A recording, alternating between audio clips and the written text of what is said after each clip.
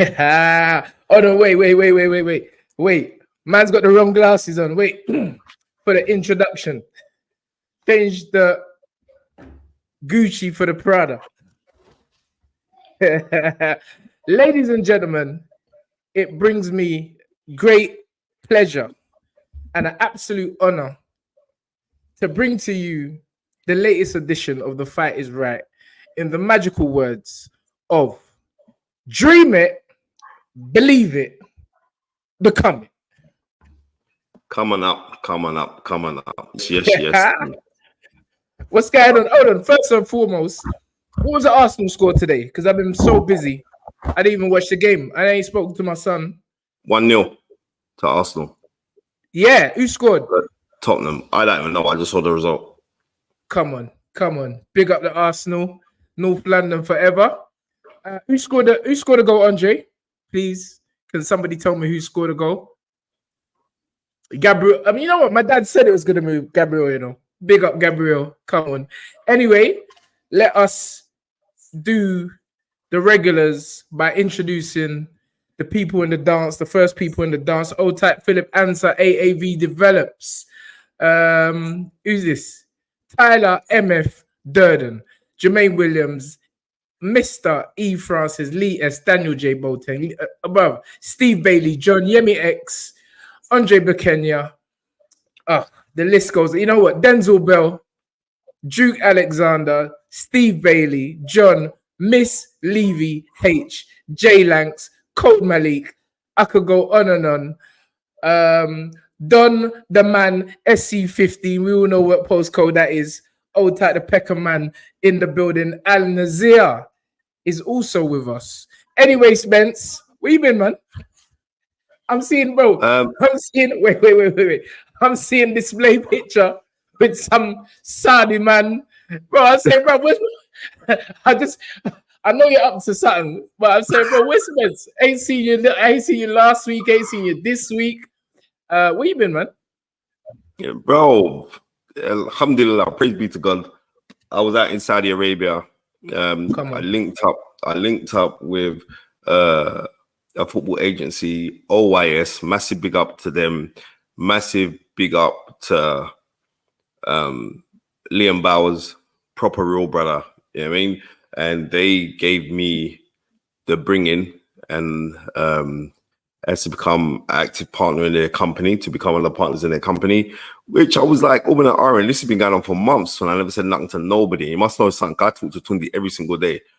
I didn't say nothing to no one. I just waited for everything to come through, and it came through. So there was a young man, Bradley Young, who was the highest goal scorer for in the Welsh division, in the Welsh Premiership, the highest goal scorer, 32 goals last season. And his company contacted me. They've got a couple other players as well. They've got a really good Tottenham player. He must have played today and lost, right, in Tyrese Hall. They've got quite a few players, and they said, Spence, could I come in and help them with the logistics of dealing with their players? And I was out in Saudi Arabia. Alabora is the team that he's gone over to. They just played today. They got, you know it, Daniel J. Boateng knows TNS he played for, right? Right, you know this thing. Remember, I'm not a football man. I'm a people man. I'm a vibes man. I'm an energies man. Like Baba Tunde said, we can be. When Tunde says dream it, believe it, become it. Yeah, people take this as a joke, right? Energy's language is universal. So yes, he got bought up by that team. Tunde, I was meant to go for only 2 days, but when I went out there, the president of the club, Mr. Munez, said, Spencer, you got to stay. The man gave me his house to stay in, and I said, no. I said, no, you stay in my house. So it's all of those kind of things. Bro, you have to understand this football thing is big because Saudi are not playing, right? Because if you go check the Welsh Premiership ain't got no big money in it, yeah? And they come with a record signing for a youth. So they spent $250,000 for this youth straight. Boom. How about that? Right? The youth's on some real bread. So yeah, it goes. My little nephew Josh is going out to Saudi. That's it. I don't miss it. You still ain't clocked though. I keep telling you, stop telling man the figures because the tax man is watching. No, Tun, it's not. It's because it's out there. So that's the reason why it's out. It's out there. It's out there. So I can't even say no. It's out there. It's out there. We got the young man. What's the young man's name again? Sorry, Spence. Brad Young, lovely youth. Tun. He's from Birmingham. He's a little road youth still, right? Right. Congratulations. And, Tun. So just how we got treated out there is just amazing. I'm saying like. There's some people talking about Saudi Arabia and only looking at one part of the province. They're looking at Riyadh, yeah. But remember, things all like the football teams is like it's backed by the government. There's only 2 teams that ain't backed by the government. So the government are telling you, listen, go true. And when you're seeing the figures in there, so like the CEO of the company, that man just showing me mad love. So I got to big up all of them man there out there, especially. There's 2 brothers, the general manager, I mean, the Fawaz, and also Satim, who works underneath him. Them man there, as I landed, they're looking after me different, Tom. And boy, now I got to hit the treadmill because I put on about. I would not even tell you how heavy I am right now, Tom. You don't need to tell me. I see you display picture. I said, bro, come and have Spence is eating apple crumble and ice cream on the plane as he land. I said, what's the matter with this, bro? Said, but that's what happens. You gotta stay focused. Look, let me tell you this year, Ton. The KFC out there, it's a different KFC, bro. Brother, I mean, only Jamaica KFC can challenge it. Apart from that, the KFC out there is, bro. I was eating. There's 2 youths there. There's a youth named Cookie, he's the goalkeeper, yeah. Right, and there's another youth named Carlo, right. That man took me out. Tunde, we got in the morning. Oh, come, let's get breakfast. We got in the morning. We're eating steak for breakfast. They were leaving there. They said, let's go to. I know Tunde will love it because Tunde's a coffee man. So they're taking me to coffee shop, and you know I'm a pastry man. So I'm eating pastries. Then after that, it's nearly lunchtime now. I said, brother, haven't you not got practice in a few hours? They went, no, it's okay. And I'm saying, bro, Tun, they took me to me and Tun's gonna earn so much money this year because Tun, they took me. Stop talking about that, man. You know me, I don't like it. I don't like it. That's your business. Talking about money, bro, you reject it. I'm accepting it. You took me to what's the place called? Chef Saeed. Right, I'm following Chef Saeed right now. Took me to a place called Chef Saeed. They cook the meat in front of you. The meat drops off the bone, Tunde. But I'm starting to wonder if this meat is real, you know, because I'm seeing your Instagram video and the meat just drop off the bone. But I said, hold on, the meat never used to drop off the bone like that. So I don't know what's going on. But yeah, listen, congratulations, brother. You know, it's all about elevation and come on, man. That's what anything, it's about. Anything that makes you happy, continue to do it. And you've always got my backing. On to the boxing. Come on, bro. It's just exciting. First and foremost, we've got to start with El Mexicano, the one, the only, Canelo, Saul Canelo Alvarez. Last night, even before I talk about that, big up my referee, Olan, my referee, Harvey Dock. The Harvey Dock. Listen, Harvey Dock, he watches the show regular. Good, salute to Harvey Dock. Good, agile, quick, athletic referee. But bro, what was he doing on the floor last night? I don't know. You see, if you see how I screamed when he dropped on the floor and got back up, I was laughing so much. But big up Harvey Dock, done a great job with refereeing the fight last night. You're becoming more and more prominent in Las Vegas in the big mega fights. Just a brother that's a very, very nice human being. So big up Harvey Dock on the fight, on refereeing and officiating the fight. Now on to the fight, Spence. Before I give my opinion, I want to hear the knowledge. What was your opinion of that fight? What is next for Canelo Alvarez and his future? But before that, thank you, Joe Barrow, for the $4.99. Good to have you guys back. Please press the like button, folks. You know that. Please press that like button. It helps everything we're doing. Spence. Tell me what I'm going. Let me tell you this now. The show's big, you know, Tim. Hmm. When I'm in Saudi Arabia, man's telling me out there, watch you and Tunde. Don't chat to me again. Mm. Right? That's number one. Mm. Right? And all you have to do is just congratulate us. Because I come back yesterday morning. I landed back 6 o'clock, 6 a.m. in the morning. Right? I come back home. I still take my girls to do their drama class. Right? Run to get a quick shape up. Then I'm driving to go to the African Caribbean Leukemia Trust dinner that they had yesterday. I go to that. Big up Dean Forbes. He put on a wicked event. I think they raised £300,000. And while I'm there, man's asking me about Spence. Is there a watch along tonight? Is there a watch along? I'm in the place, you know. Well, Rio, we got Rio Ferdinand, Tunde's man from the way back. Rio saying, "What? Ain't you not doing a watch along tonight?" I said, "Brother, watch along. I'm watching my sleep. That's what I'm doing when I come in." So, and I have to keep it 100 to him. Because I look at my DAZN subscription, I'm only buying the pay-per-view fights. Unless it's a fight of real interest, then I'll just lock it back on. Because I don't see why they're trying to charge man £24. £24. On that point, it's almost as though, what is the point having a subscription when all the fights now of any note is all pay-per-view? It's like, how much money do you want to remember? Boxing historically is a working man's sport, working class man's sport, and it's working class people who watch fights.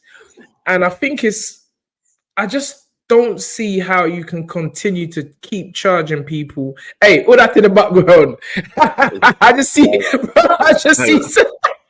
Raya just slide through, you know. I see you, Raya. Don't try to hide around the thing. You try to hide. Spence. The princess. Come on. Spence, it's a lot of money, bro, for the working class. You know, listen. Okay, I'll be gun. Not everybody is in a situation where they can just pay out. And I feel something needs to be looked at. I know I did hear or see something Turkey Al Sheikh was saying that he's aiming to reduce the prices as much as he can, because it is a lot of money for just normal people to pay. You know, people, there's food banks, people eating from food banks, and then we got, you know, and a lot of these people eating from food banks are boxing fans, and it's a continued pay-per-view. So I think if you're gonna do that, I know it's a business. I think we need to, if it's gonna be an every week thing or every fortnight, the prices have to drop, Spence. They have to drop. I hear what you're saying. Yes. Okay, I hear what you're saying. But if we go back to the 18th century, yes, and it was when you had a stable of fighters, going back to the Marquess of Queensberry, who was a person of high grandeur, right? They were lauded people. As much as we're saying it's a working man's sport, the participants of the sport are working men's sport. The spectator, because where boxing originally came from the lords and the earls and the dukes, who would want to watch this for their entertainment. So the fighters were looked at as cannon fodder, right? Yes. So as much as we say, it's a working, yes, it is. But the real entertainment, which boxing has kind of taken a U-turn, there is nothing which will bring out kings and queens, right? Royalty, higher echelons of society out than something of a major spectacle. That's why when there are big fights, just like what we're going to be having this Saturday, which we're going to touch on, it will bring out those masses of people, everyone's looking for a ringside seat to be seen at these spectacles, millionaires, billionaires, these people that want to be seen at these things. So as much as we look at this to say, it's a working man sport, yes, the participants this is the important thing, are working men's sport. But and when you start what about the fans? the fans, the fans, Yes. they are not selling to the everyday person, right? Because how it goes is this: in society, everything trickles down from the top going down. So when you're looking at people are in awe or in enamor of so-called celebrities, so they want to be in the place where there are the celebrities. Now, usually the celebrities are coming from working class men, but then they become celebrities, like an Anthony Joshua, right? Like an Anthony Yarde. Look at this. Listen, is Anthony Yarde that popularized in the UK that bring out big boy rappers when he's going out to fight? Yeah. Let I add, this was before Stormzy and Anthony Joshua. Yeah. Right. So when we look at these things, we say, okay, yes, it is. But when we're seeing these prices that are being thrown out here, oh, we got to pay for this, we got to pay for that. The reason why they'll do it because somebody out there is going to pay for it. But in the society where we're living now, people are very, very money conscious now.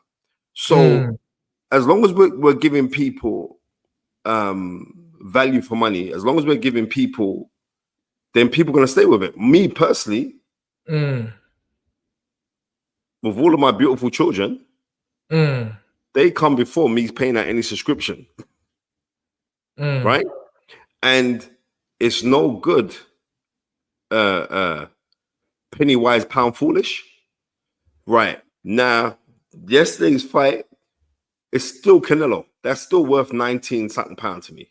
I'll pay that. No problem. And the good thing about which the zone have got now, you can jump in and jump out. So if there is a fight that captures my attention, then I'll jump in, I'll pay for it and keep the subscription for the month. And then I'll just click back out. Right? We have an option. Somebody out there is paying for it. I thought yesterday's show was a good show, was a decent enough. So it's still Canelo. We have to remember, when we're watching in Canelo, we are watching an all-time great. Yeah. Right. But I remember when the zone first started, the zone's mantra was, it's the end of pay-per-view.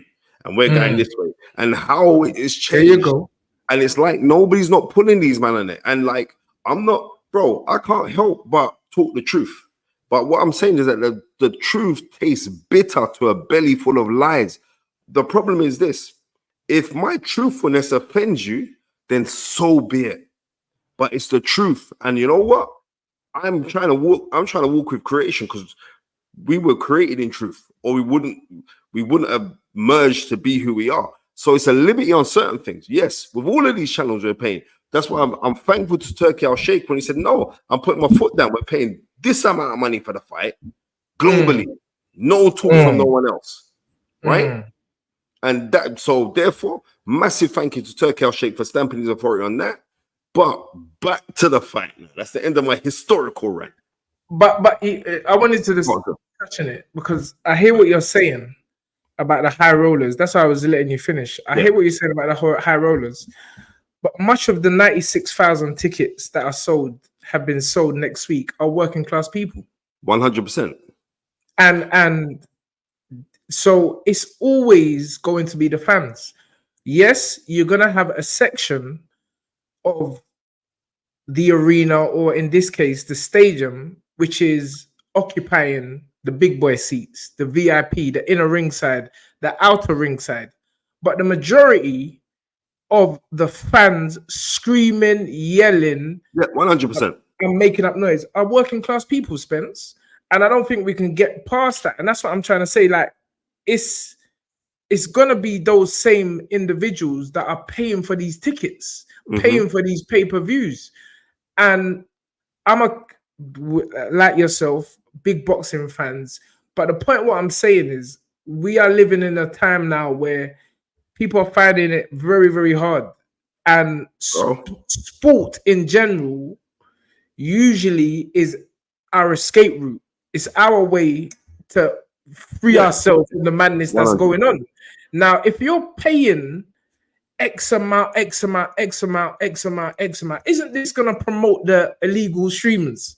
Isn't it going to, you see what I'm saying? And then, of course it is.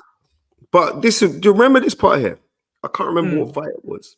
But I remember Barry Hearn was away in America, and he said he wanted to watch a fight that was happening over in the UK, and he said that he reverted to watching an illegal stream. This is Barry Hearn, a multi-millionaire. Barry Hearn, a multi-millionaire.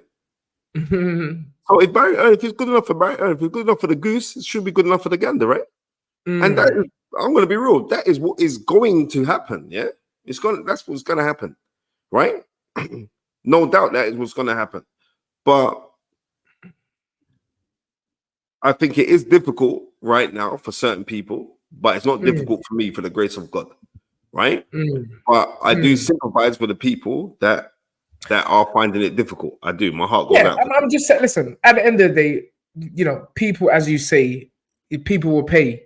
But, you know, I just feel that it's a lot of money, Spence. You know, a lot of money. I mean, I have no idea how much unemployment benefit is nowadays.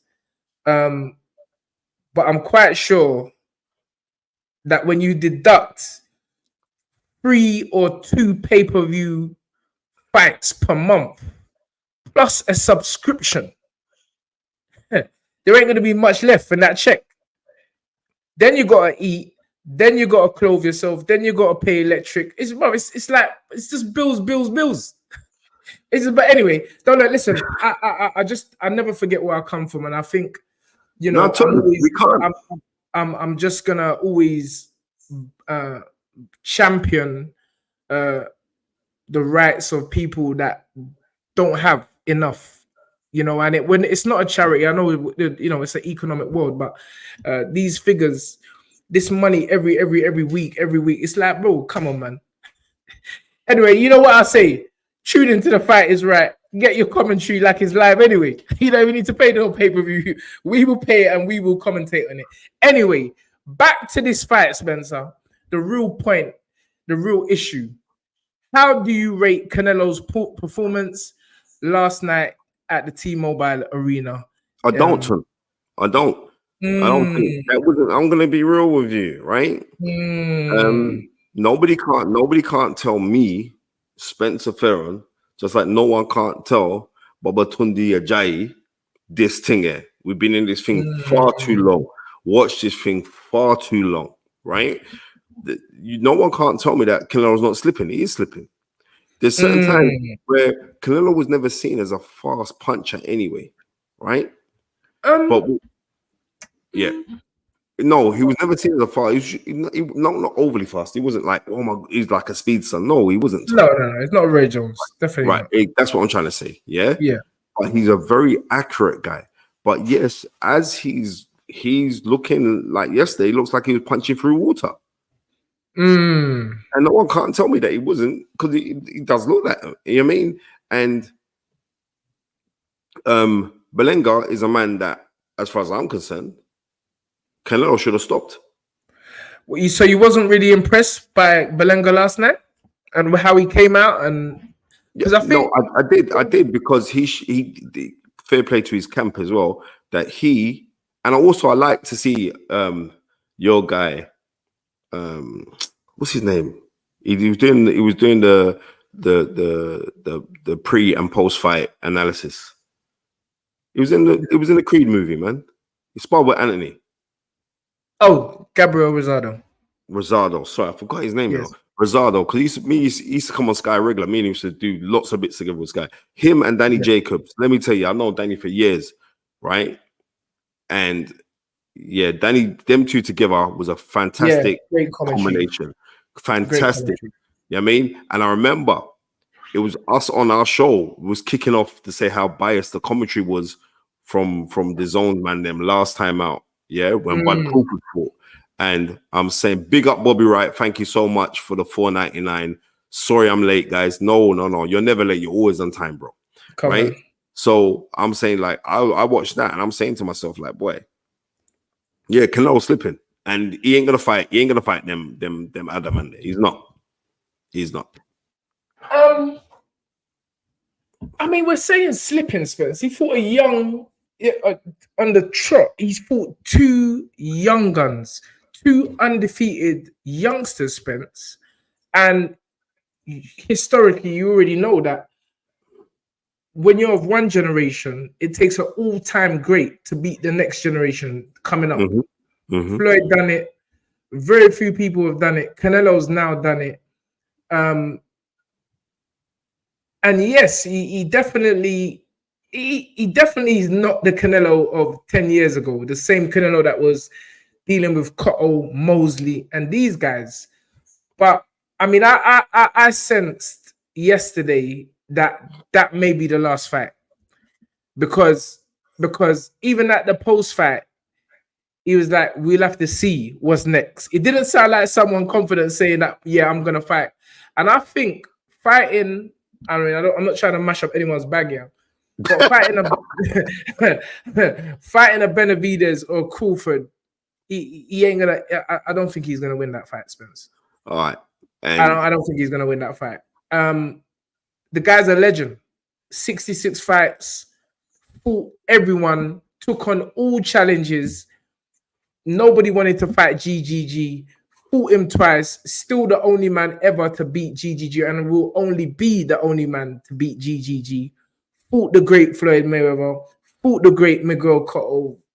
Fought the great Sugar Shea Mosley, who arguably was the greatest lightweight ever in the sport. There's not many lightweights that could test Sugar Shea Mosley.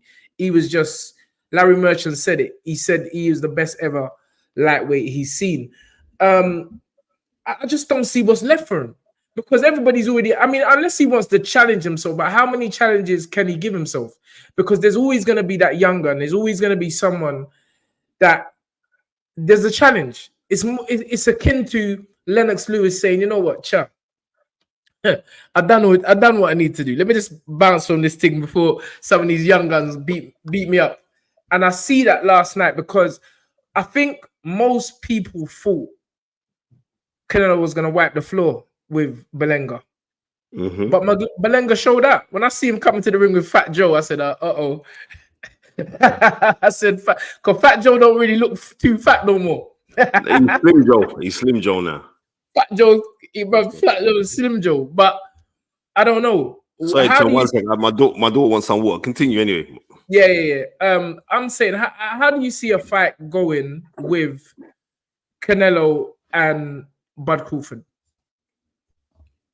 After yesterday's performance, remember, it's all down to performances. Just the other day, we was thinking that Terence Crawford's fight against Magnumov, he couldn't fight Canelo. Now, all of a sudden now, after yesterday, Canelo would lose to Terence Crawford. I think it's a good fight, and I think that fight should happen next. Canelo took some hard shots yesterday, I'm not going to lie. And not only this, again, you got to rate Canelo, because he actually fought a cruiserweight in there last night. Belanga looked so big, massive. He definitely was over 200 pounds last night, Spence. He was massive. And, you got small Canelo mixing it with these big guys. Sergey Kovalev, Dmitry Bivol. Bro, what more? I don't understand. I don't even see if Crawford would really get the credit now for beating Canelo. He would. He's Terence Crawford. Say? He would get the credit. You think Crawford will get the credit? Yeah. I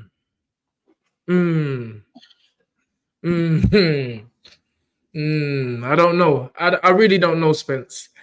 After the performance against Madrimov, I think people, as you said, people were saying he's too small. I just don't know. One thing, I do not think he should fight Benavidez, even though Benavidez didn't look that impressive in his light heavyweight debut, kind of gassed out towards the end. But, first time fighting at a new weight, and he's definitely going to be a threat. I just think that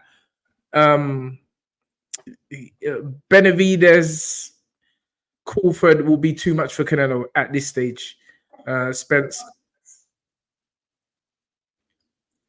Oh no, what's this I'm reading? What is this I'm reading now? Let me just see. Spence, what are you doing?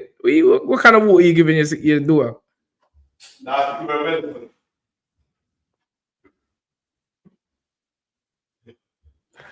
Segun. I'm gonna say Shegun because Segun in Nigerian is usually Shegun. Said Babatunde Ajayi, that's had bad energy there. Well, that's your first mistake because there's no bad energy in me, not even a drop. What do you mean he can't beat Benavides or Crawford? Are you now saying he shouldn't dream it, believe it, become it? Oh, this is boxing. This is boxing. It's just an opinion, of course. And all dream it, believe it, become it is down to the individual. I'm in no position to say somebody can or can't do nothing. It's just an opinion in the sport of boxing. He may well can beat Crawford, and he may well can beat Benavides. I just think at this stage of his career and yesterday's performance, taking into account yesterday's performance, the performance against John Ryder, these guys are sharp. The only thing I would say with Crawford, he is smaller. He is smaller, but he is arguably one of the most. I think he's got the highest, maybe non-contact ratio or highest accuracy in the sport of boxing right now. So Crawford, is a problem. Benavides, again, a young lion, stopped most guys, throws a million punches. And those kind of fighters, Canelo, especially Benavides, it's akin to Bivol. You don't need them kind of fighters when you're at this latter stage of your career. Because his punch output, you can see Canelo's not throwing as much punches as he did early days. And I urge the fans, go watch the Cotto fight. Go watch the Mosley fight. Watch these fights. Watch the James Kirtland fight. Canelo, go watch the Lara fight. We will touch on that Lara against Danny Jacobs also last night. But we are definitely seeing a more Danny Jacobs, yeah? That's right, Danny Garcia. Your Bridget, family good. Yeah, we're definitely seeing a slower, more calculated Canelo. And I just think, I don't know. My opinion is, and who am I? I can't say that a fighter should retire because the fight ultimately is down to the fighter. But I can't see what left Canelo's got to prove, Spence. Night, Baba. This little girl. Yeah. Yeah, I can't see what left Canelo's got to prove. There is nothing left for Canelo to prove, Tunde, right? You got to think. Was it 10, 11 years ago? Me and you was in Vegas in the gym while Floyd was preparing to fight Canelo. Yes, sir. Right? And then that's actually, you got to think how long ago that was. Wow. This is what I'm trying to say. Right? When man was bro, Tunde, we had Vegas on lock that weekend, Yeah, the Vegas was serious. Vegas was Black serious. Diamond, Tunde. So it's like you start. Spencer's a gambler, everyone. Spencer's a gambler. I told Spencer to leave the thing. Don't let Spencer fool you. I tell Spencer, stop gambling on the tables. Spencer's like, nah, tun. Look, I've got this. This jammy guy. The guy collect up the money, boy. I said, yeah, Spencer, give me my thing. I remember that, Spence. Boy, we got some memories in Vegas. Some memories. Crazy, Oh my word.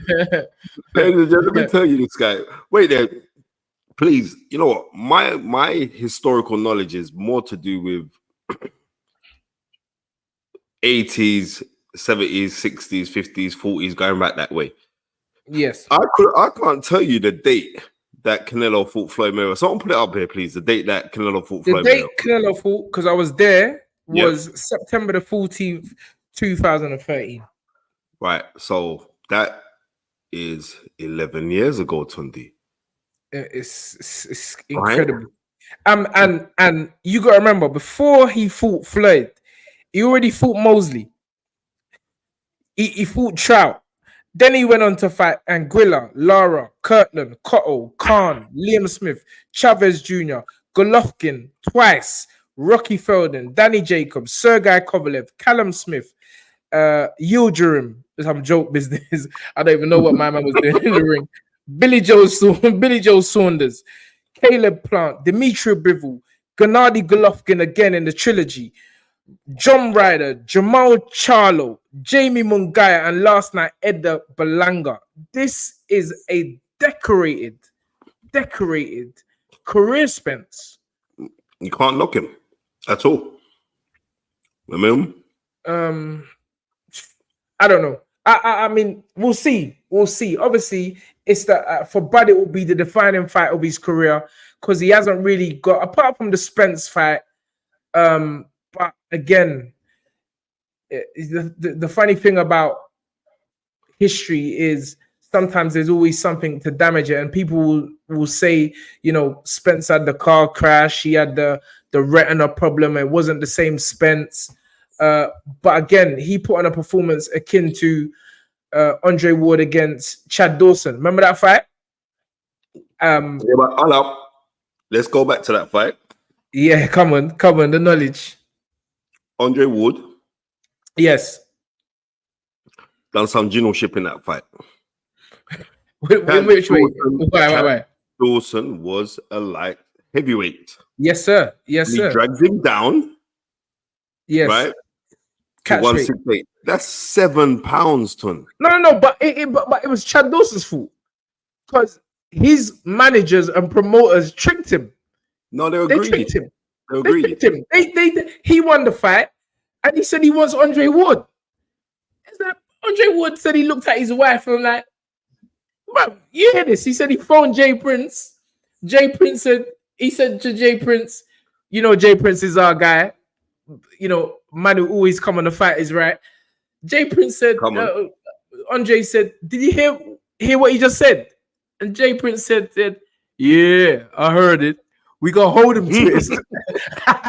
We gonna hold him to it as well." And bro, he called out Ward. Ward said he never wanted to take that fight. He took the fight, and Ward said, "Cool, catch weight." And what a performance! He absolutely annihilated and ultimately made Chad Dawson quit on his feet.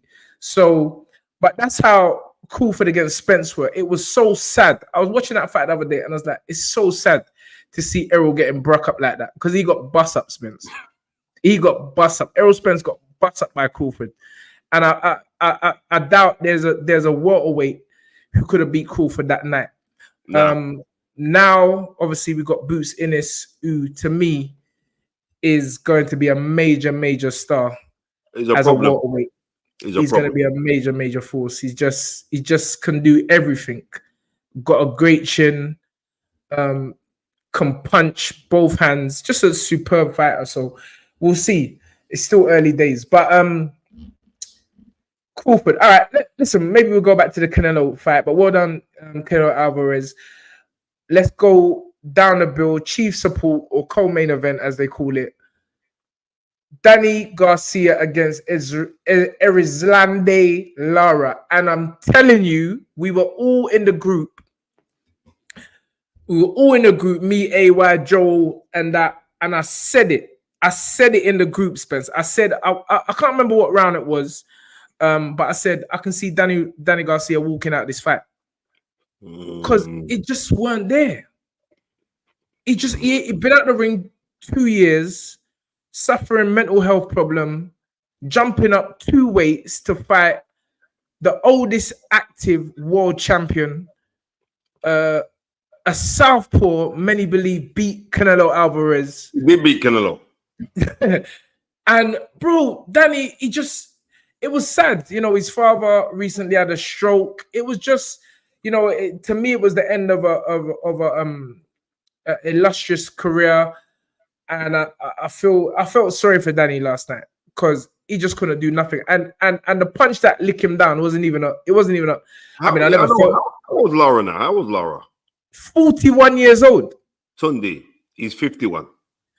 Bro, he's 41 years old. If then Cuban man, come on, let's just keep this 100. Yeah, Cuban man who abscond from their country. Yeah. Yes. It's a serious thing when you're Cuban man and you leave your country. Yeah.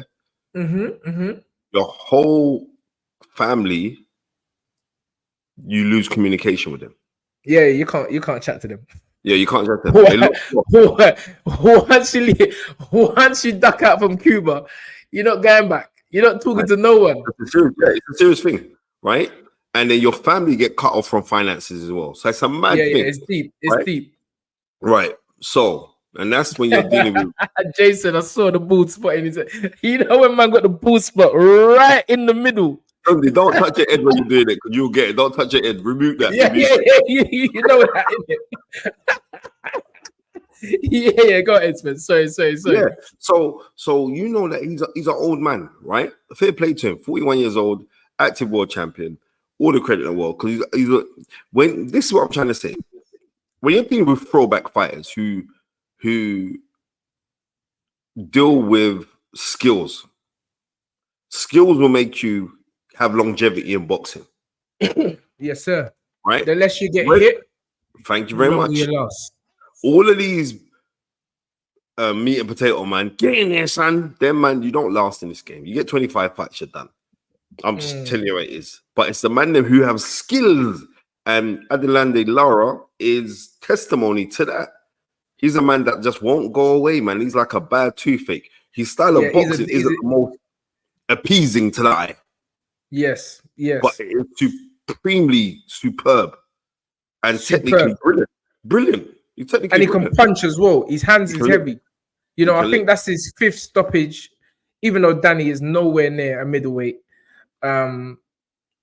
But yeah, Danny, you can tell, man, he just, you know, he spoke on his mental health situation. I think last night, again, the cameras was on him. He didn't want to break down again in a post-fight. And I saw his dad there. Obviously, I know the family well. And it was sad. It was sad for me. But, you know, listen, he's a Hall of Famer. I don't care. They did question whether he's a Hall of Famer. He's a Hall of Famer. This guy has done everything. He's bought so many yards in Philadelphia. You know, he's just done so well for himself, and he's nothing to be ashamed of. Great career. He just come up against a supreme, skilled, proper Cuban style boxer last night in Erizlande, Lara. Who else was on the bill? Steve Fulton came through a scare. I hear him talking about fighting. He got licked down. Yeah, I hear him talking about fighting Nick Bull before. He said, yeah, man, no way, man. We got Nick Bull. That style's made for us. Not after last night, mate. Nick Bull is not someone you want to fight. Because Nick Bull, in my opinion... Nick Bull will bulldozer you, my friend. Forget Nick Bull, in my opinion, could unify the featherweight division. I really do believe that. I just think his style is just... is ferocious. I mean, listen, some will say Raymond Ford was hard done by, but he's only going to get better. Nick Bull's only going to get better with experience. So we'll see. Rolly Ramondo fought. I don't know. Something don't look right with that, brother. I'm not going to lie. Something don't look right with him. But have you just realized this? No. Of course, before he was a bit off key, but he was more outspoken. But now he's gone in. I don't know what it is. He's gone into some mute mode. And he's blinking all the time. And I don't like when I see fighters blinking like that. It's not a good sign. The fight which I missed, which I'm surprised I missed, was the Caleb Plant fight. That was a bad boy fight. Brother. That was a bad boy fight. And I said it in the gym in the week. I said, I looked at this brother's record and I saw that he beat Chris Pearson in his last fight, and I know Chris Pearson personally from Floyd's gym. And there was a time Chris Pearson was spoken about. He's gonna, because it was him. I remember it was him and Errol Spence that was in the gym. Okay. And I remember everyone was talking about Chris Pearson, and he was a good fighter, good solid prospect. I remember Ashley Theopane was in the gym, so Ashley would definitely know him. And when I saw this. This brother, I forgot his name now, had beat Chris Pearson. I said, this ain't gonna be an easy fight like what everyone's thinking, but it was a brilliant fight. And credit to Caleb, come off, you know, he got put down, he got rocked a few times, but again, the experience of being in a ring with Canelo Alvarez, David Benavidez, one's already a Hall of Famer, one may well be on his way to be a Hall of Famer. I remember Abel Sanchez talking about David Benavidez from time when he was a youth, toe to toe with Gennady Golovkin. So yeah. Remember that. So Caleb got that experience, but that's what happens when you go. Listen, no shame losing to these big guys, and it stands you in good stead when you're progressing with your career. So there was a little scare, but ultimately Caleb Plant. Yeah, I like that youth there. I really do like that youth there. I like him. Yeah. You know what? I'll tell you why I like him as well. He don't stand for no BS show. Yeah. Bro, he lead left hook with Charlo, bro, with his bare hand. You remember? He lead left hook my man, bro. I was like, yeah, this youth is serious. He don't stand for no rubbish. He's a good fighter, man. He's a good fighter. Proper guy. Humble guy. But he ain't too humble when he gets in a ring. His knockout of Anthony Jarrell was horrible. Deadly. Horrible. All right, so let's move on to the big show next week. Riyadh season comes to Wembley Stadium. Man like AJ, Anthony Joshua versus Dynamite, Daniel, Dubois, Spence. What is the latest? What is your prediction on the fight? Has it changed as we've got closer? Are you still of the same opinion? No. What is going to happen next week, Saturday? And let me tell you this. You see in boxing, yeah? Yes. When you're giving an analytical opinion about young Godley's just young Godley. Is it still? No, he says spiritual? This is still spiritual. Oh, sorry. I ain't got my glasses. Right. Then I'm saying to you, yes, it is still spiritual. As soon as we're going on this spiritual talk, I'm keeping this thing 100 to. Totally 100. Go ahead. No worker of iniquity can be victorious over Anthony Joshua. Spencer I'm going to repeat what I have said.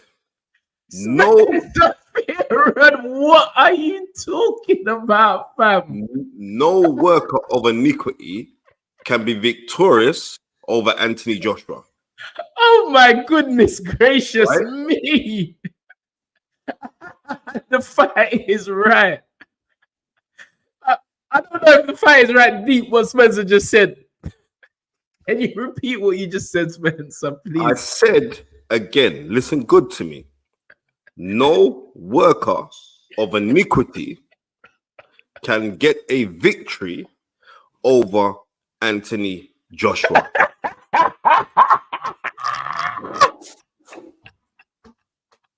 Good.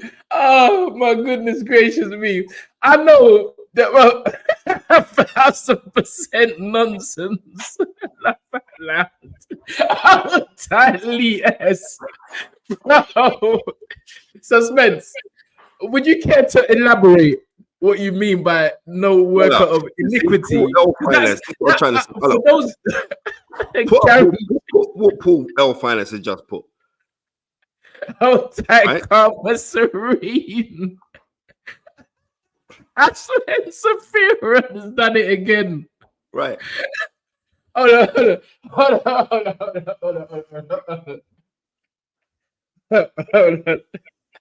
Let me just wipe.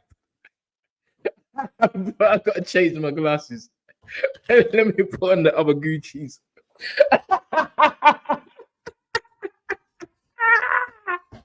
Spencer Fearon.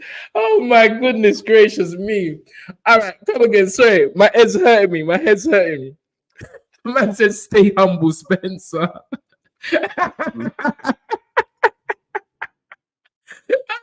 Some Chris Eubanks talk. Oh, thank Kevin Worrell. Yeah, Spencer's going in. You know when Spencer's on one, it's serious. Everyone has to listen. Go ahead, Spencer. Sorry. Right. Rams, big up yourself. right? Oh, go ahead. If people want to think like, when certain man have called the fight a spiritual fight, yeah, right? Spence. Go. And this is not an attack on Daniel Dubois. Daniel Dubois is actually a nice, humble human being, right? Now, I have on many times torn the life off of anti-Joshua's camp, right? And I've bigged up the real ones in there, and there are real guys inside anti-Joshua's camp. So I've got to say, like you know, his little cousin, Addy's now working in their camp as well. Who? Yeah, Addy, you know, anti-Joshua's little cousin. Oh yeah. Right, so Addy's in there now. Big up KD. Big up Michael Jarman, who's in the camp as well. Got big up the team. You know what I mean? Big up Benga, his cousin. But I'm gonna say it again: no worker of iniquity is not getting no victory over Anthony Joshua. That's strong words, you know, Spence. Right? And let me tell you this. And if I am wrong, Tunde, if I am wrong, which this is boxing, and you know, when you're favored by God, you're also favored by the devil, right? But as Cat Williams said, who said that? Mike Tyson. Yeah, I don't want to go into that, but I don't necessarily agree with that. But anyway, go ahead. Cool. But what I'm saying is this: the iniquitous, these fraudsters, and this is not an attack on anyone. I'm just being truthful because, like I said to you, the truth tastes bitter to a belly full of lies. So as I'm watching this boxing, and I'm seeing the grandeur of con artists in this sport. Yeah, these unvirtuous demons, right? And this is bro. You want them to lock off our thing in it. You want them to lock off the channel in it. No, Spencer wants them to lock off. Leah O. Spencer trying to get the channel locked off. Anyway, go ahead, Spencer. No. And number one is this, and furthermore, and I want people to realize this is nothing to do with Don Charles. Don Charles is a good human being. Yeah. But there are certain demonic people that I'm telling you now, these workers, these immoral or grossly unfair behaviored people, yeah, that I know how this thing goes. I'm just talking it because I've read certain things that is when people will say, "Oh, but Spence, you shouldn't say this." You're so overlooking, like you're stopping yourself from your true character. And I'm telling you again that I have to be honest. And these let me just say you this now, yeah? You can see there's an influx of people now who've actually come into Daniel Dubois' camp, who I know of, yeah? Okay, I don't know. I know you don't know. You keep yourself to yourself. You keep yourself to yourself, too. Yeah? Yes. Who are extremely and grotesquely iniquitous. Boxing, I'm going to keep this thing 100, Tunde, at this present moment in time, doesn't need Daniel Dubois as world heavyweight champion. Right? We could flip the page. And go back to, well, I think it was 94, when Michael Mora outpointed Evander Holyfield. And in the Ring magazine then, while I was on holiday it was me and Kim was on holiday then, you know. Right? Big up Kim Haig, I have to big her up. Yeah, I mean, she used to go to Tunde school. I remember she bust up Tunde at school one time as well, right? You know, Kim's birthday is the exact same day as mine, right? Exact same day as yours, yeah. Her two children are going off to university, so yeah, congratulations to Kim Haig, man. Big up Kim. Like she and I remember, and I've got a picture. I could dig up the picture. I'm gonna clap this piece. I'm gonna dig up the picture. But there's a picture of me in Turkey reading the Boxing Monthly, and the title was the champion nobody wanted in Michael Moorer, because they were still looking for the big fights with Evander Holyfield. The big fights with Evander Holyfield versus Riddick Bowe, the big fights with Evander Holyfield versus Lennox Lewis, and the really big fight was Evander Holyfield versus Mike Tyson. And Michael Moorer came and tipped over the apple cart. Boxing didn't need him. Unfortunately, boxing does not, and this is no dig at his organization or promotional people or all the rest of it.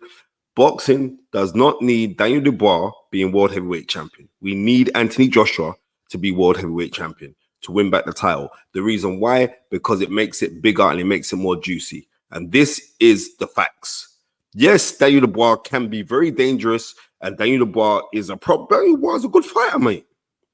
You know what I mean? He's a good fighter. But what I'm saying to say is this, yeah, Daniel's dad definitely said something to Spence.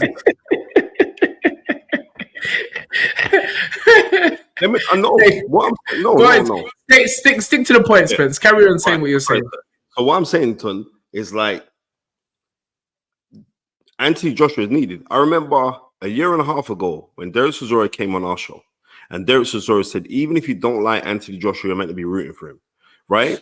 This is a business. Just like Tunde, I'm so rooting for Joshua Buatsi to win on that show as well, right? And I'm telling you now that that's not an easy fight for him, right? At all. But I'm so rooting for him to win because I know it's more needed for him to be in the game than the other brother. I'm just keeping it 100. What I'm looking at, so I'm telling you now, there's so many little con artists that are around Daniel Dubois right now, that I'm just looking, and I'm told you again, and I'm going to repeat this for the last time, that when man are saying that Don Charles is saying that this is a spiritual fight, I totally agree with Don Charles that it's a spiritual fight. When Don Charles has been, and this is not, I'm not taking no slant on Don Charles because he ain't no worker of iniquity. Don's a clean-hearted human being, right? But there are other men who are workers of iniquity inside of that camp, yeah. Who and evil begets evil. And I'm telling you this now, that I can't see him being favored to come out victorious in this fight because the system of boxing does not need Daniel Dubois to actually become a legitimate world heavyweight champion, not by being given a crown, but becoming a legitimate heavyweight champion by being victorious against Anthony Joshua. It's not needed right now. He's not needed right now. And that's that. And I don't business. Listen, is that, brother, who does put that up there? Brother, I want you to realize. Wait there, I don't know who put that. Thank you, Muhammad Ahmed, for the $4.99. Salams, Tunde, and Spence. We want you to come to your show at Box Park without tickets. Can you pattern it, Spence? Big supporters of the show. I don't know what you're talking about. Muhammad Ahmed. Yeah, because I'm doing the pre-fight party myself and Adam Smith. Fair play to Gold Star Promotions and Spencer Brown, and also big up my guy Wardy as well, James Wardy. Like, that man hollered me, said, we want you to do this. And they told me this from the beginning of the year, but they never contacted me. And then all of a sudden I see posters with my name all about it, and people are phoning me. So massive thank you to them. You know what I mean? I'm going to talk to Tunde off air about certain things. I know we have to pattern certain things, but on that, just DM me and I see what I can do for you, bro. You understand? So can I just say something? What if the bad has the window? I'm just throwing it out there. Yeah, all right. No, listen. If he does wait. I want to make it clear. I'm listening to what you're saying, but I'm just saying, what if Dubois wins, Spence? Okay, and I'm going to tell you this: if Dubois wins, if he wins, he will not be holding on to that crown very long. Right? Who's going to beat him? Who will beat him? Who will beat Dubois? Yeah. The man that beat him when he challenged for the world title before. The man that subsequently. Okay, so you think Usyk? Sorry, you think that Usyk will still carry on after a rematch with Tyson Fury? Yes, I do. What would be the point? I don't get it. Like he's beaten AJ, Let me tell you. Dubois, he's Tunde, beaten Fury. let me Wait, tell hold you on. this. Hold on. Moses Atama would beat Daniel Dubois. Who? Moses Atama will beat Daniel Dubois. Yeah, well, I mean, it remains to be seen. Like, listen, it's easy to talk. It's easy to have an assessment. Yeah, it But is. if Daniel Dubois were to win on Saturday, he will retain the IBF title, beating a 2-time heavyweight champion of the world. Mhm. It's not what you can do, it's he's done it, Spence. So it's like, But then I it get actually it. is what you can do, because you've done what you could do. You've done it. Yeah. Oh, sorry, not but sorry. It's not what you think you can do. It's what you've done. And Daniel would have come back, got 2 great victories, and possibly a victory on Saturday. Now, that would make him king of the world, other than Usyk and the Fury winner. What is there to say that Daniel wouldn't beat the winner of Fury and Usyk? When many people are still to this day saying that Daniel actually beat Usyk. It was a legal blow. Yes, the fight went on and he did get stopped, but you cannot deny that if Daniel Dubois was to have come off beating Gerald Miller, Hergovich, Anthony Joshua, you wouldn't make him the favorite against anyone. You would not make him the favorite against anyone, Spence. I hear you. And like I said to you again, no worker of iniquity is not beating Anthony Joshua. Yeah. Well, I mean, listen, I mean, you've said that and I've heard it and I've had my little chuckle. But at the end of the day, one thing that clearly stood out for me is what you said. It's the fight game. Anything can happen, Spence. Anything can happen. And your opinion is your opinion. I respect it. You know, I'm not gonna laugh at anything. You know, but I'm saying if Daniel were to beat Anthony Joshua, you have to give him respect, Spence. You have to. Tunde. And Gary G Chains says, he said, come on, if Dan beats AJ, and you know Gary, nobody loves AJ more than Gary. You know, bro, Gary's always texting me, AJ's the done. No, bro, he's always private texting me. But even he is saying, if he were to win, you have to give him his flowers. And I think even Anthony Joshua himself, he would respect Daniel. And yeah, you know, there's always going to be someone that's chomping at the bit to dethrone Daniel. And I'm sure they would want to make that match. And Moses could end up being the youngest heavyweight champion ever, right? If he were to fight him before the year's out. Yep, he would beat Mike Tyson's record.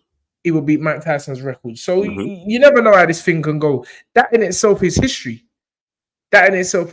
So I do get your points. It all just makes for a wonderful build-up, a wonderful fight week to this fight. Me, I'm sitting on the bench, not the fence. I'm sitting on the bench, as I've said. I've backed both men in a run-up to this fight, but this one here, I really cannot pick a winner. And I just wish both guys the best. And let's get the popcorn ready. The fight is right, listeners. Bro, there's gonna be some serious. I personally think this fight can done early. I'm gonna say that. I'm saying that this fight can done between 1 and 3. 1 and 3. Remember, I said it. Remember, I'm telling everyone the fight is right. This fight could done between 1 and 3. Mohammed Ahmed, Tunde, there's been a lot of press with your name being mentioned by Azim and Ohara Davis. Azim said he was training with you and Yarde Yarde. I always love when people say that. Tunde Spence, what's your thought on the fights? We will touch on that before we finish.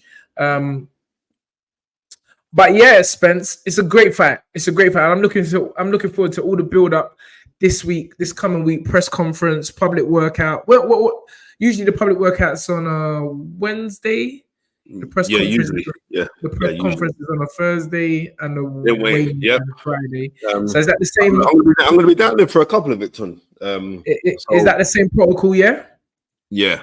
Is that that's how it's going to go? Yeah, I'm going to be down there doing bits for our channel. So just look out for the stuff, and no doubt, me and Tunde be doing the post fight, the pre-fight breakdown of how we see this fight going and the technical stuff. Yeah, I mean, maybe I think me and Tunde might do something a little different. You know, I might have to come down to the gym with a camera and like we just do something in the ring, because nobody in my years of boxing, and I've been involved in boxing for 47 years. I want man to realize that part there, you know. Come on. I haven't seen a man that has been, as a trainer, who has been so obsessive about studying boxing than Tunde Ajayi. So I just think it'd be befitting for, and just like we did 10 years ago, and it's 10 years ago that Bud Crawford beat Ricky Burns for the WBO lightweight title.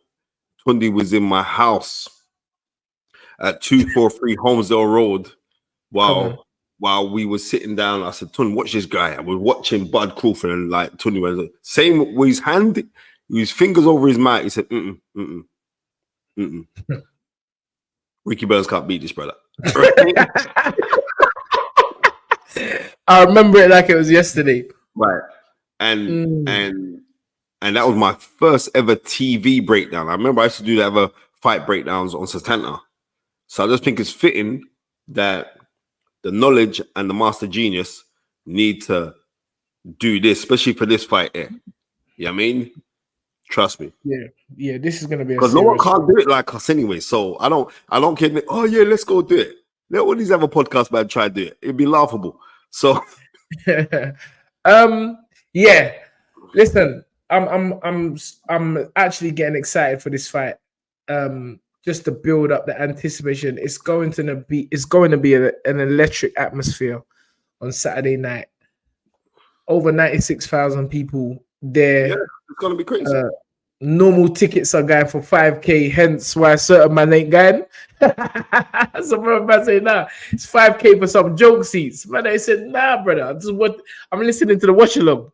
No, but you know what is why it's so big as well? Because Oasis are playing. And let me just say, Andrew Harding phoned me, yeah, you know, your golf travel man, yeah, my bowling fight. I mean, the millionaire businessman come for me, Spence. Is it true that Oasis are playing? Because I've got a box down there that boom, and we could shut it out. And maybe you and Tunde could just do something for the guests and blah. Tunde, as soon as they announce Oasis, brother, I ain't heard from this brother, you know.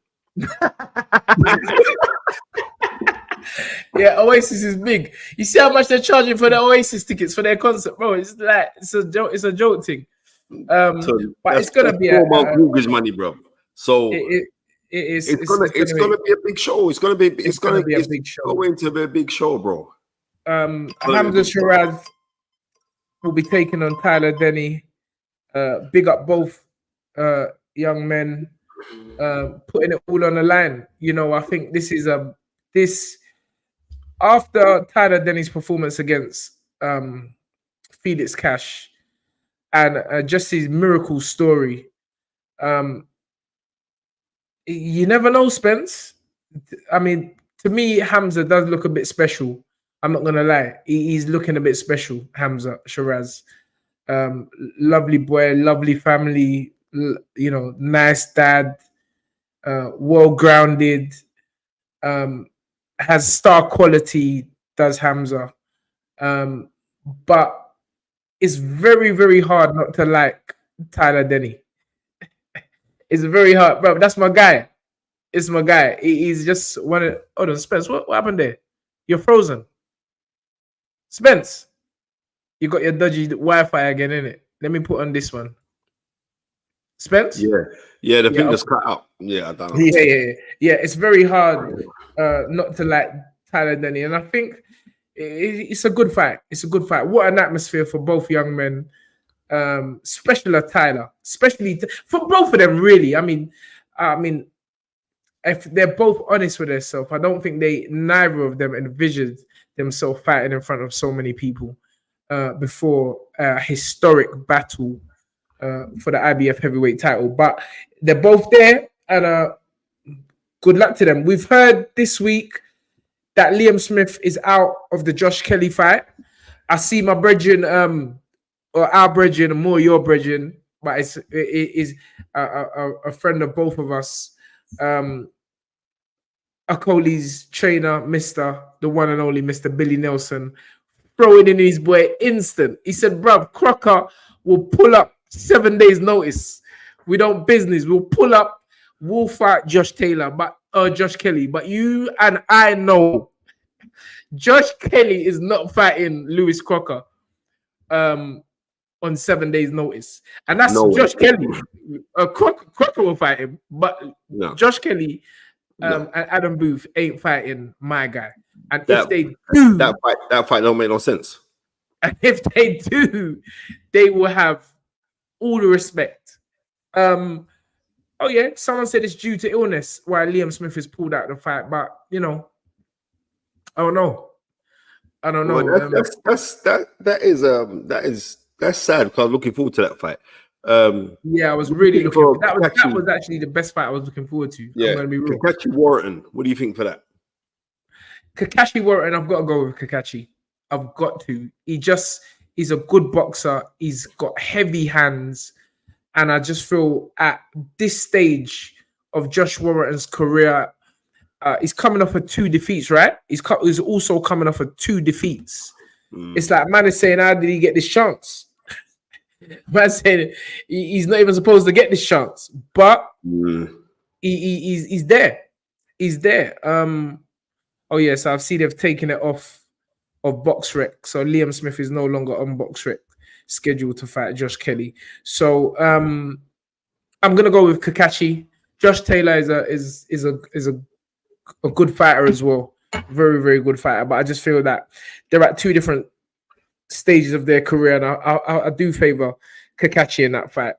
Spence. Then the other fight, really, so you had AJ Dubois, Josh Kelly cancelled, Hamza Shiraz against Tyler Denny, Joshua Buatsi against Willie Hutchinson.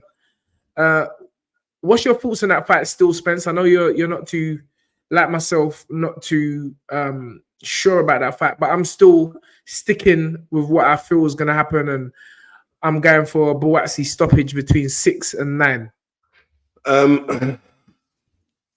Keeping this thing totally 100 ton. Originally, when this fight was being muted, I was a little bit nervous for the. And also, let me say a massive big up to Craig Richards.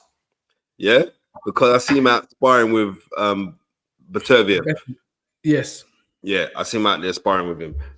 So we big up Craig Richards and Craig Richards' cousin, Danny Wright, was saying like Kakachi's deceptively good and he's strong.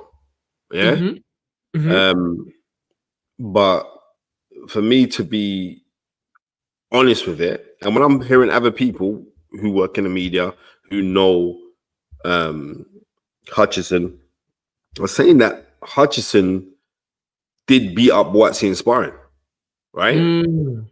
Because I heard him say, sorry to cut you, Spence. I heard him say that Robert McCracken was with him the second time.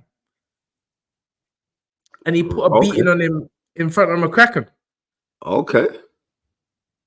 So I've heard Buatsi say it's a lie, but I don't know. Me, I'm not really on the gym rumors thing, and gym is gym. So much fighters have bad, people. Because let me tell you something. If a man is taking a sparring session into a fight, let me tell you something. In a fight with them small gloves and no helmet on your head, It's a different ball game, bro. So I hope my man is not thinking this is 5 years ago sparring with a man, and you're a young blood, and maybe you know you done well. It's big gloves. You got a helmet on. In a real fight, there's no helmet.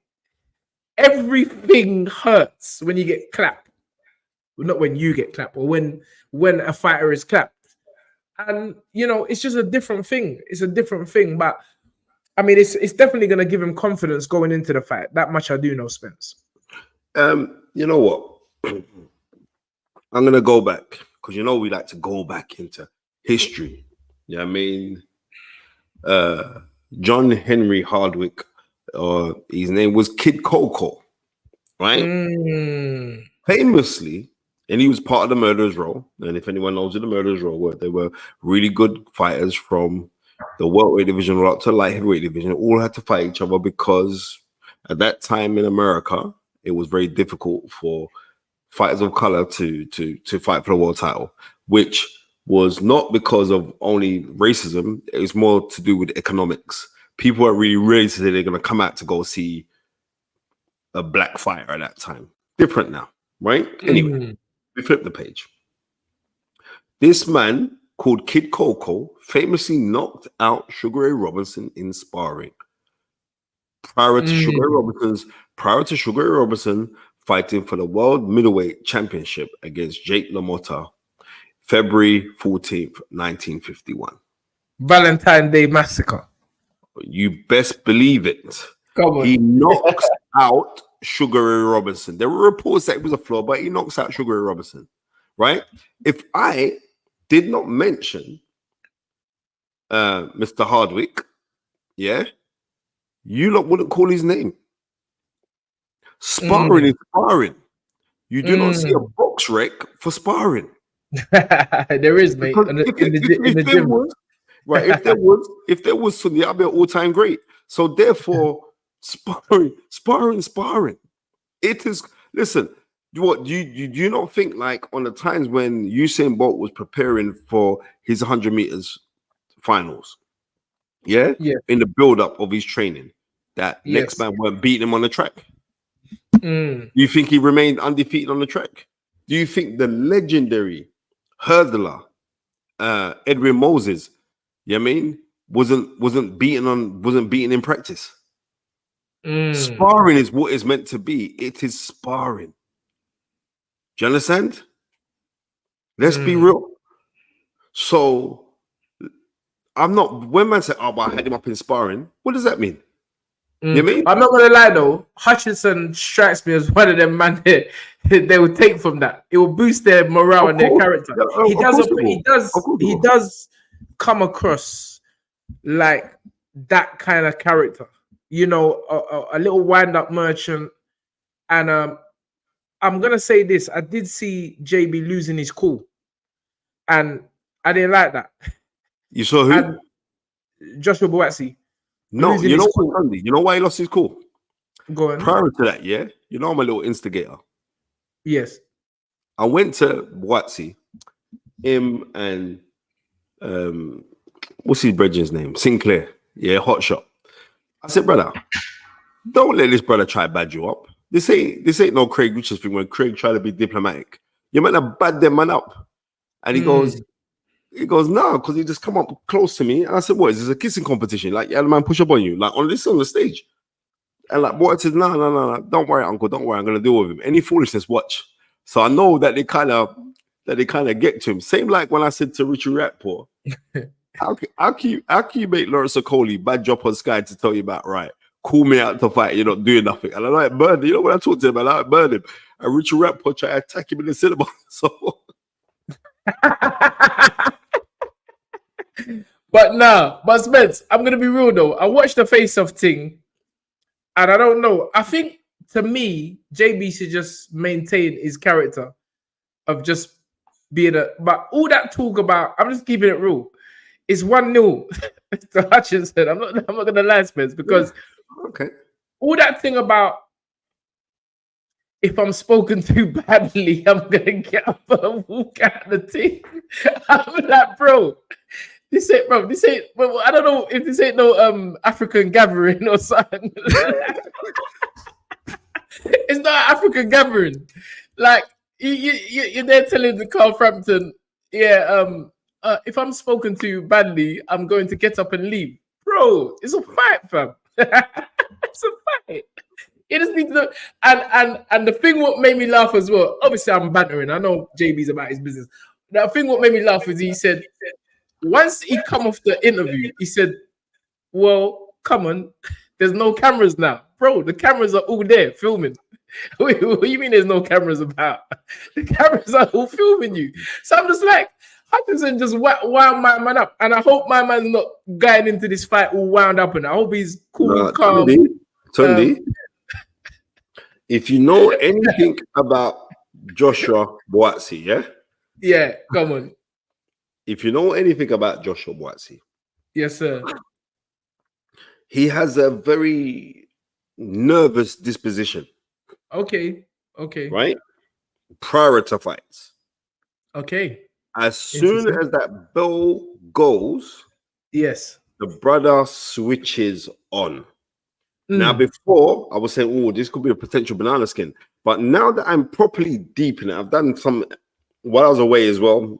On the times where I did get my break in Saudi Arabia, like come up because of the body clock, I was up to some later clock hours. You know what I mean? All I would do is watching boxing and looking at certain things, and I see certain moves that Willie Hutchinson does that will not favor him against Joshua Boatsi. Not in the later rounds. Not in the later rounds. That's what I said. Right. He best hope that this fight, and I say it because it's a possibility. He could done the fight within 6 rounds because the U as a style, which I feel is going to cause problems early doors. So I'm quite sure he's got a world-class trainer in Virgil. But sometimes you can't prepare for people. There's feedback, Spence. I don't know if you got your phone on or something. No. Sometimes you can't prepare for these guys. You just got to keep your hands tight, catch and counter, you know. And maybe I'm giving JB the game plan because I'm expecting him to win. But Andy, let me tell you this: you have to give JB all the game plan you can because no one ain't messing up this big money between. but you know, again, watching that face off, there were some good points. Again, points that I did bring up. JB's in his 30s. Willie Hutchinson said, "I'm young, fresh, and ready to go." And I'm telling you, you don't really mess with the next generation unless you're that guy. And that's the only worry for me. Other than that, I'm going to stick to my guns. JB stoppage, 6-9, Spencer. And I agree with you. That's what I'm going with. Yes. Right. I think we finish off with, it's 9:30. It's almost been on for an hour and a half, which is 30 minutes more than what we're supposed to. This week, the fight between 2 young men that come in the gym with me, train with me, started. Well, Adam was with me when he was very small, 8 years old. I saw a picture the other day. I'm gonna look for it. Yeah. And obviously, O started his professional career with me, and I didn't expect him to remember, but in the press conference, he said, "I've never sparred with Ohara. With Adam." But he forgot. He forgot one time I put them in the ring together. Obviously, Adam's a youth. Adam's a youth. And Ohara was in there. And you know Ohara with his heavy hands. Adam's dad said to me, he can't spar with Ohara because he's hitting him too hard. He said Ohara's got them proper Kenke hands. Well, he did back then. I'm not too sure about now. But Ohara he was one of them guys, much like young Joe, at the beginning of their career that didn't. I don't know. I don't really. Is it? Listen. You're learning the trade. Some people know how to control their power, even against young people. I heard Julio Cesar Chavez was one of them man there. When you get in the ring with him, he don't care how old you are. it'll bruck you up. You know who was like that as well? Go on. The story of Roberto Duran.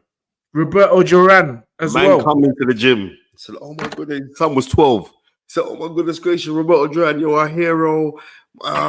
It'll be an honor if you could move around my son." Roberto said, "Bring him." Roberto Duran knock out the youth. Bro, so yeah, you know what? And I found this picture of young Adam. Look at this. Look how I know. Listen, boxer, shalom, all you boys. You don't know the history. I'm giving you the history. Look how young Adam is. Oh Look at my that, Spence. goodness gracious! You see He the ain't t-shirt? changed much, What you see the t-shirt? What he's wearing? Yep, come on. You see the t-shirt? You see the logo at the top of our screen? What Spencer, which is on top of Spencer, the Stamina for Soul logo. We never just came into this. We've been here for a long time. Come I on. watched these boys grow. I developed these boys, you know, and they know, and everyone knows who's supposed to know. Adam is now, and you know, the thing is, I heard Ohara said never in his wildest dreams did he think that he would one day be fighting Adam.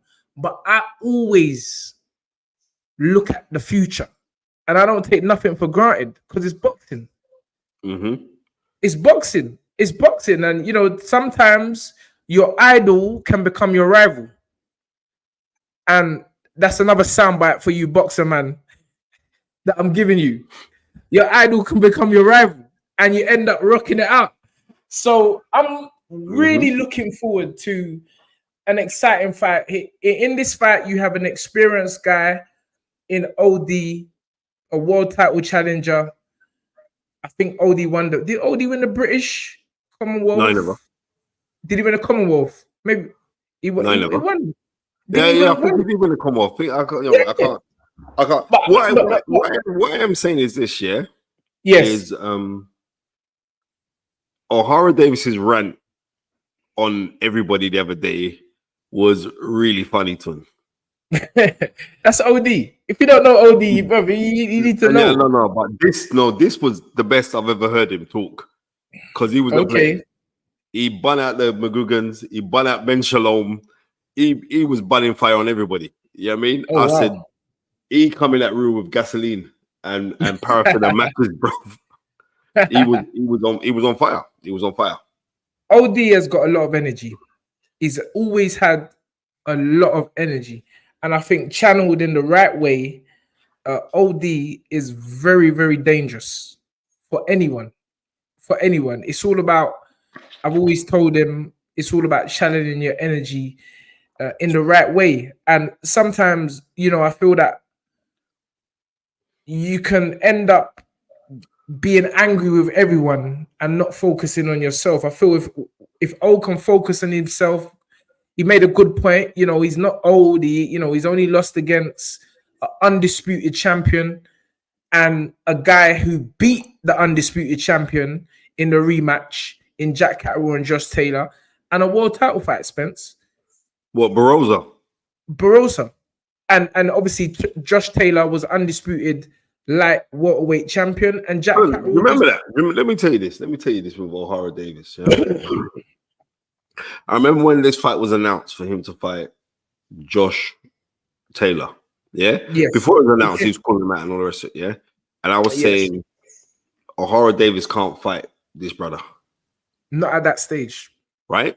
And I remember the rant, how he went on Spencer don't know about box, he's a snake, and I get it. That's, you know what, sometimes, you know, when you rate someone and they say something that goes against you, what you believe, it can upset you. And I get he was very upset. He went on some tyrannosaurical rant on me on Twitter, which I didn't even reply to. You know what I mean? Because I know how this thing goes.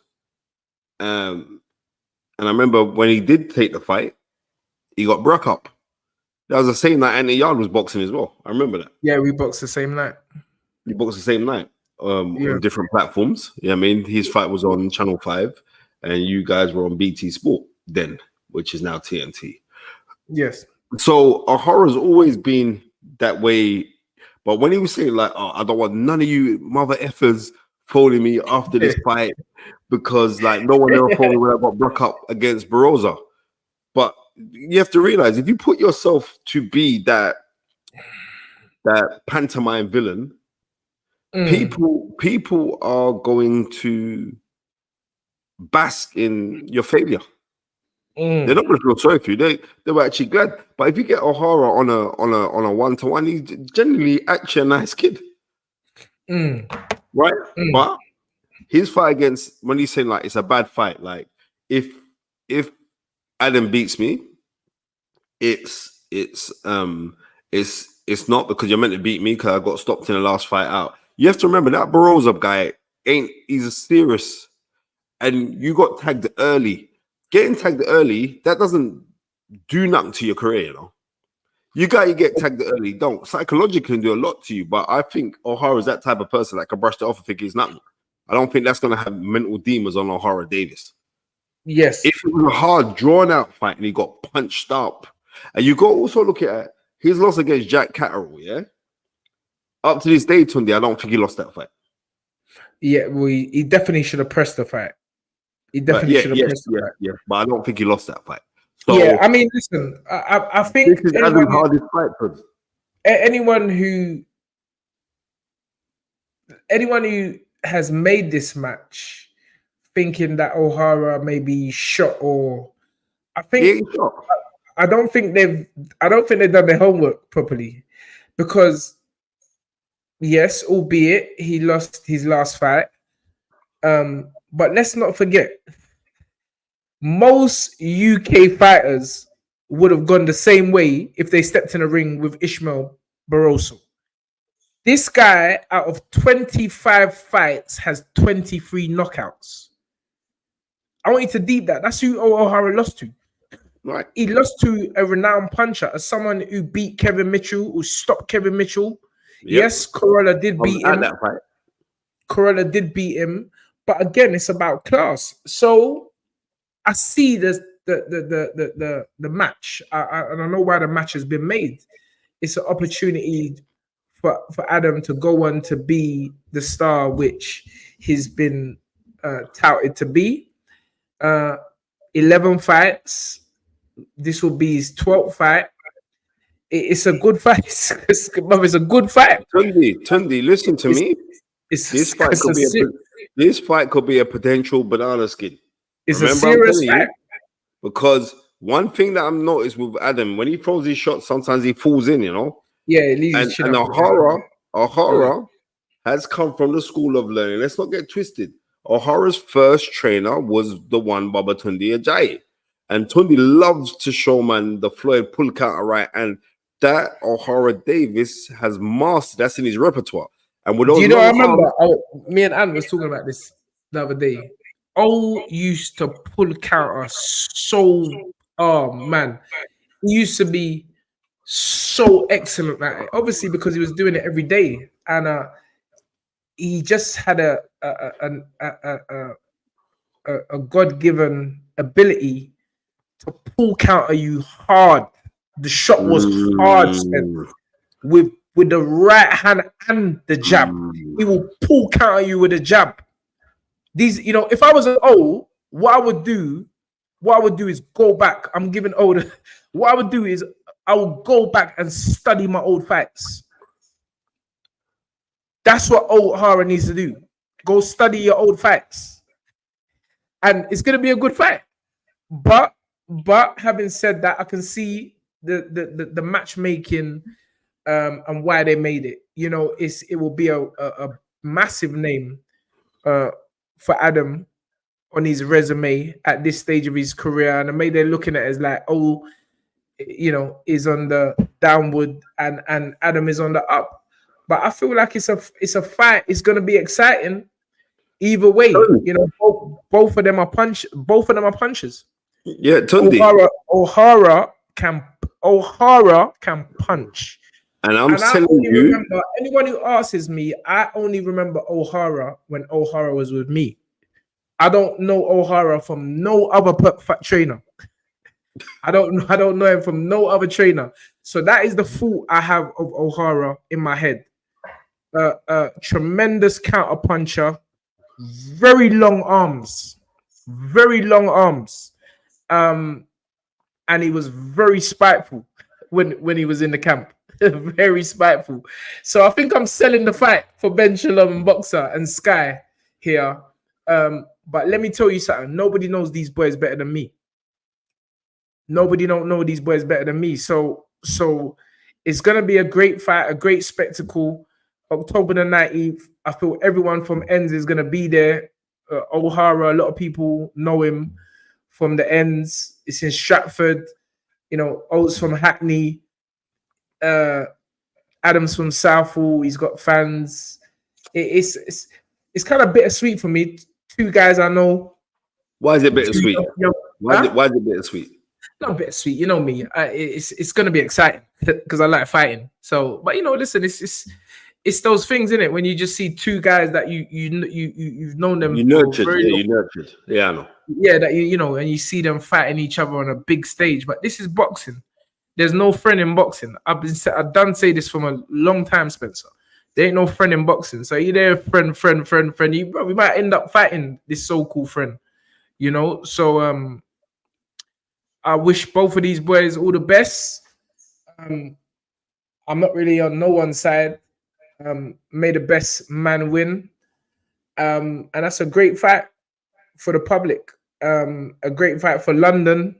Good, massive fight for London. And let's see. What's your take on that fight? Cold Malik just said, Tun, who's your money on? I ain't putting no money on no one. I don't train him. I don't train. We got Tunde. I don't put no money on no one. I don't train. Who do you think is going to win, Tunde? It's a good fight, Spence. It's a good fight. That's not answering the question. Who do you think is going to win? I don't know. I'm not saying. Tunde's becoming like Shannon Sharp now. No. Don't call Shannon Sharp was in the press for some madness this week. Yeah. You know what? I've been away. I didn't know what's happening. What happened? He's there grinding up some girl live on Instagram. Cold Malik, you know what I'm talking about, innit? John, nobody's shook. I'm Tunde Ajayi. What's the point of being shook? It's not shook. It's one of them ones, innit? You got the young gun in Adam fighting this now seasoned fighter in Ohara Davis. And these fights always bring great energy, great anticipation.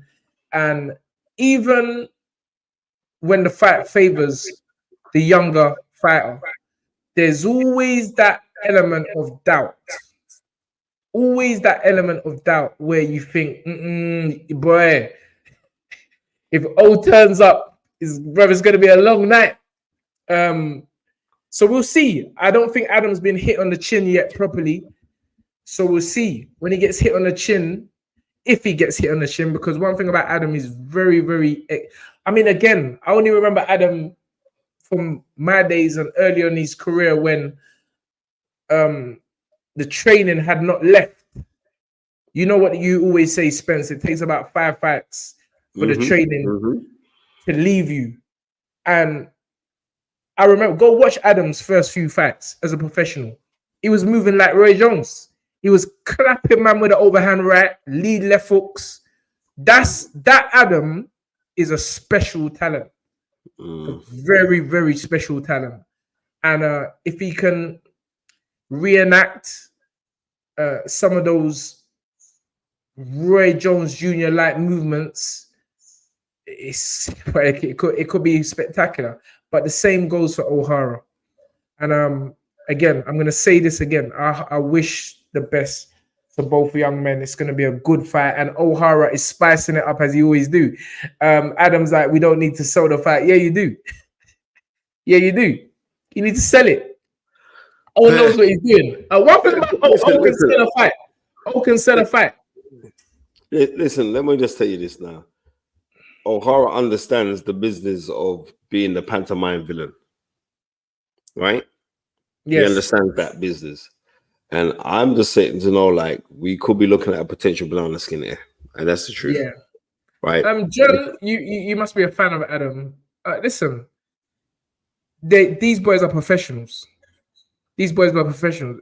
And if he wasn't doing good trading right now, then he's not a professional. Adam was born into this. Adam was molded. He was born to be a superstar.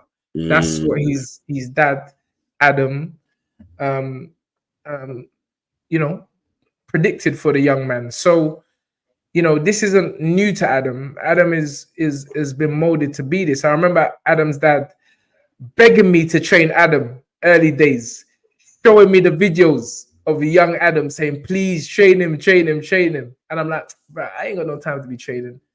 And, you know, eventually, you know, we started a great journey. So I'm happy for the young man and just the way he carries himself. Very respectful young man. The dad and the mum have done a great job with molding him into a respectful youth. So it's a good. And don't get it twisted. Ohara is a respectful youth as well. It's just he plays this villain.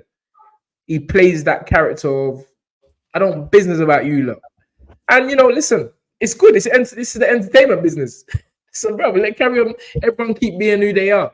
But underneath all the entertainment, we just got two great young men, and I'm looking forward to a good fight.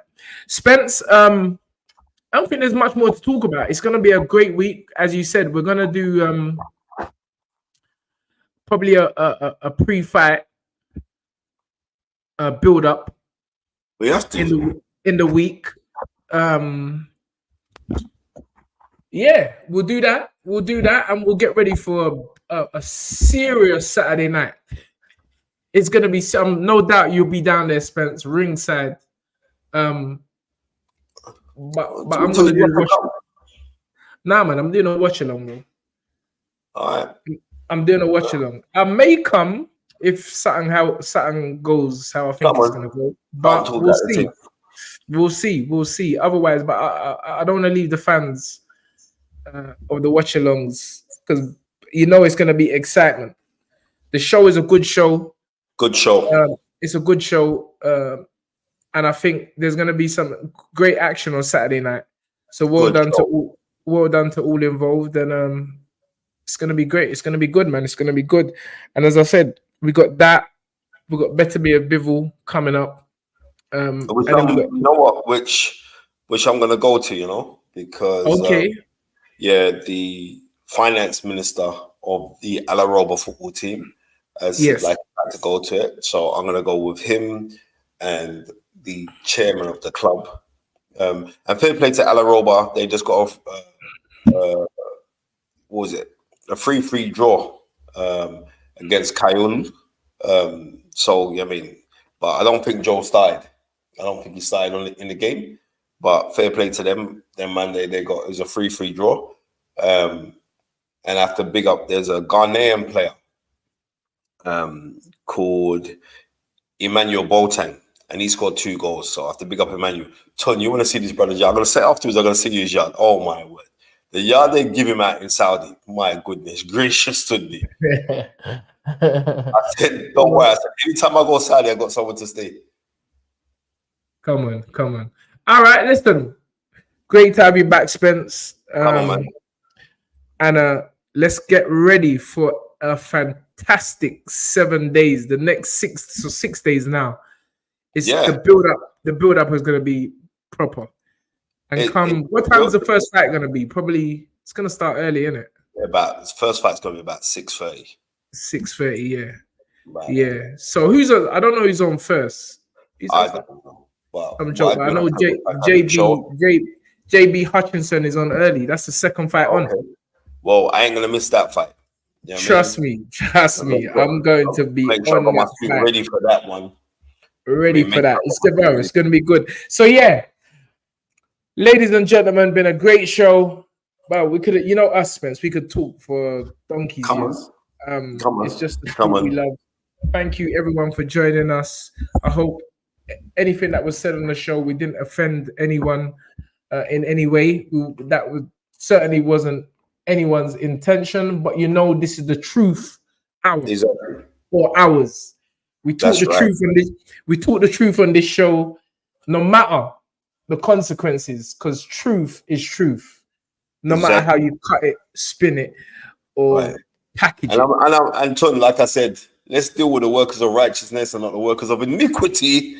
And on that note, Tunde, On that note, let me end the show with the magical words of dream it, believe it, become it.